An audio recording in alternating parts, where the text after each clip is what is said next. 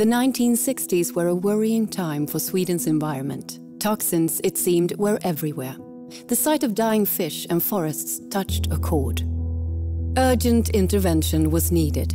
In 1967, Sweden became the first country to establish a national environmental protection agency. 2 years later, it was first to introduce an Environmental Protection Act. From then on, companies were held responsible for their emissions and environmental footprint. At the same time, the government launched a system of incentives for eco-friendly technology. It also started funding industrial research programs to develop new ways to tackle environmental challenges. Progress was remarkable. As an example, by the late 1970s, Sweden had become a world leader in filter technology for sulfur, dust and heavy metal emissions. Meantime, another trend was paving the way for the cleantech boom. Between 1952 and 1974, central government transferred wide-ranging powers to municipal councils.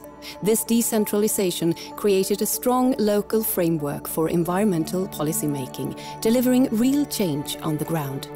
Boosted by the right to levy local income tax, municipalities were able to take risks and invest long-term. They kept faith, for instance, in biogas through the early years when the technology was initially unprofitable. This governance model promotes technological progress and an integrated and holistic approach to sustainable development. It also spurs cooperation between the public sector, private business and academia. Unlocking the synergies between urban systems delivers more for less. We call this approach Symbiocity.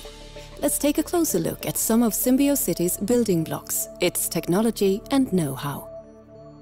Sweden has revolutionized its waste disposal in a few short decades. For many years, most household waste was buried in landfill.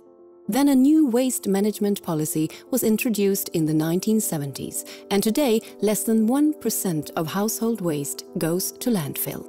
The aim is to recycle all recyclable material, or where that's not possible, to incinerate it for energy recovery.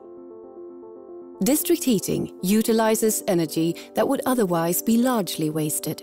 In the 1950s and 1960s, Sweden's municipalities took a lead in building communal district energy networks, another example of proactive local government. District heating not only makes cities cleaner, it has also cut Sweden's national CO2 emissions by 20% in 2 decades. In the 1970s and 1980s, successive oil crises and nuclear accidents kick-started a new debate on how to develop alternative energy forms. And so emerged a groundbreaking policy initiative, a strategy for biofuels. Biofuel development really took off after introduction of a carbon tax in 1991. Today, biofuel is Sweden's largest energy source, accounting for almost 32% of total energy supply. Biogas has been produced in Sweden's wastewater treatment plants since the 1960s. Strong investment in research and development saw biogas production flourish to such an extent that it reduced our oil dependency and waste residues. As much as 50% of the biogas produced in wastewater treatment is now converted into vehicle fuel. All inner-city buses in Stockholm and other main cities in Sweden run on biogas or ethanol. Here, Sweden takes a holistic approach based on a 4-step model that's inspired development, innovation and bold action. It's about saving on journeys, converting to clean energy, encouraging non-motorized transport and enabling public and shared alternatives.